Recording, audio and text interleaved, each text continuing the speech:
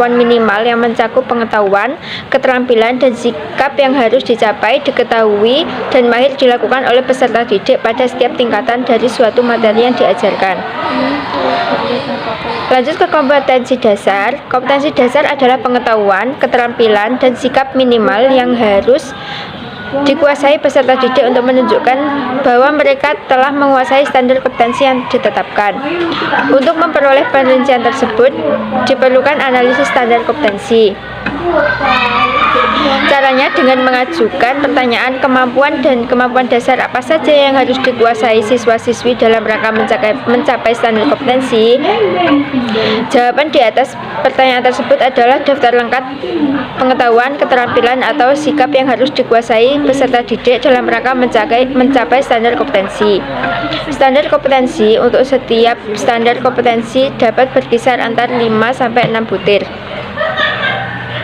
Pada proses analisis, berkisar kompetensi dan kompetensi dasar pada mata pelajaran sebagaimana yang tercantum pada daftar standar isi harus memperhatikan beberapa hal di bawah ini.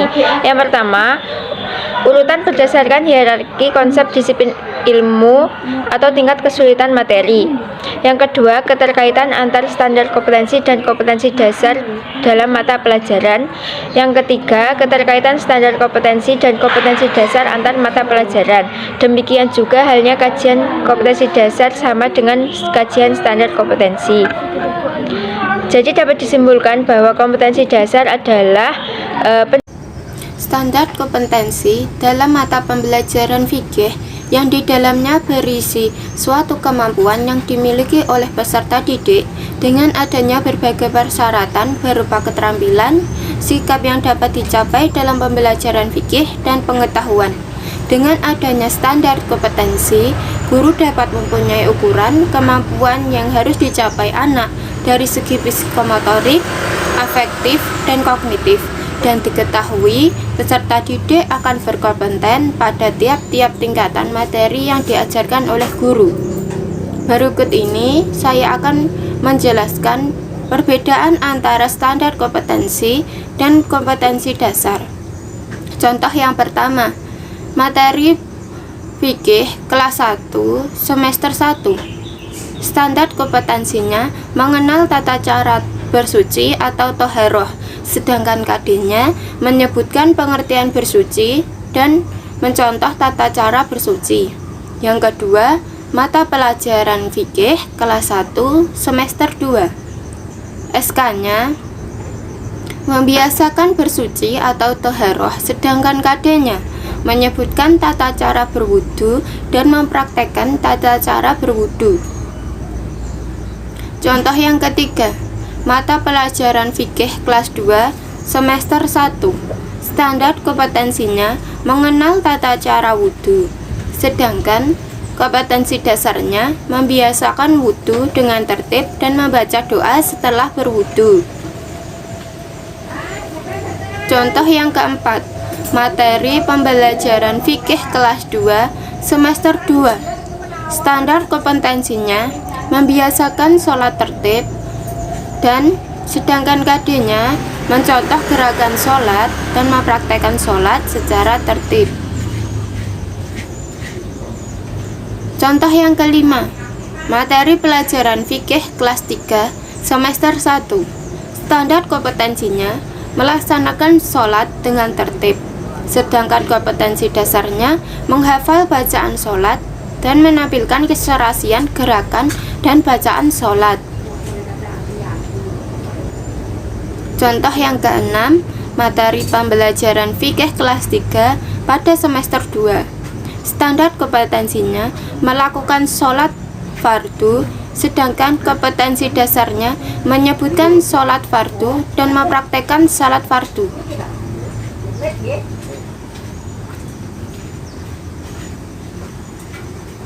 Contoh yang ketujuh, materi pembelajaran fikih kelas 4 pada semester 1. Standar kompetensinya mengenal ketentuan-ketentuan sholat, sedangkan kompetensi dasarnya menyebutkan rukun sholat, menyebutkan sunnah sholat, dan menyebutkan syarat syah dan syarat wajib sholat, menyebutkan hal-hal yang membatalkan sholat. Yang contoh ke-8, materi pembelajaran fikih kelas 4 semester 2. Standar kompetensinya melaksanakan dzikir dan doa. Sedangkan kompetensi dasarnya melakukan dzikir setelah sholat dan membaca doa setelah sholat. Contoh yang ke-9, materi pembelajaran fikih kelas 5 pada semester 1. Standar kompetensinya mengumandangkan adzan dan iqomah. Kompetensi dasarnya melafalkan lafaz adzan dan iqomah dan mengumandangkan adzan dan iqomah. Contoh yang ke-10, materi pembelajaran fikih kelas 5 pada semester 2. Standar kompetensinya mengenal puasa wajib.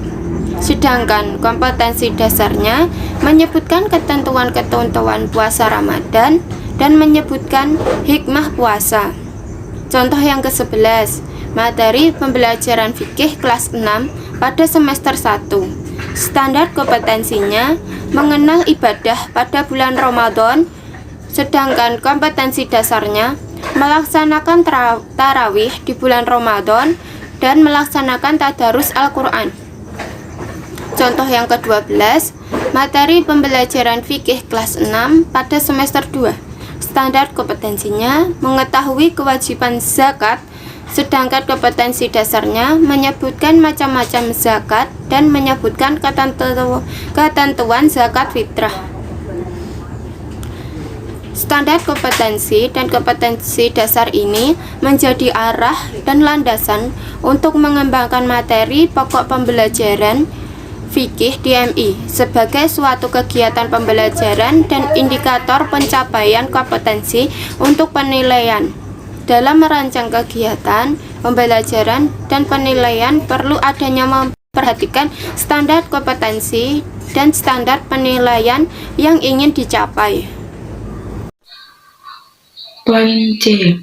Langkah-langkah penyusunan SK dan KD pada mata pelajaran fikih DMI. 1. Langkah-langkah perumusan SK yaitu A. Guru perlu berpedoman yang disusun oleh BSNP berdasarkan mata pelajaran yang diambil. B. Guru memiliki SK dan KD yang telah dirumuskan oleh BSNP berdasarkan mata pelajaran. C. Setelah SK dan KD, selanjutnya dilakukan analisis dengan mengajukan pertanyaan dasar. D. Pada proses perumusan SK dan KD, perlu memilih kata kerja umum operasional berdasarkan level kompetensi pembelajaran. E. Pada proses perumusan dan pengembangan SK dan KD, guru perlu memerlukan tingkat kompetensi yang diharapkan tercapai oleh siswa setelah mengikuti kegiatan pembelajaran. 2. Langkah-langkah perumusan KD yaitu A. Menjabarkan kompetensi dengan melakukan pertanyaan yang menyangkut nilai pengetahuan sosial keterampilan. B. Tulislah rumusan KD. C. Prinsip-prinsip yang harus diperhatikan dalam merumuskan KD diantaranya 1. Meluas, 2. Seimbang, 3. Relevan, 4. Perbedaan. 3. Syarat-syarat untuk merumuskan KD yang baik yaitu 1. Rumusan yang dilihat harus berpusat dengan siswa, mengikuti tingkah laku subjek pembelajaran. 2. Rumusan KD harus mencerminkan tingkah laku operasional. 3. rumusan KD harus berisikan makna dari bahasa atau materi pokok yang akan diajarkan pada kegiatan belajar mengajar.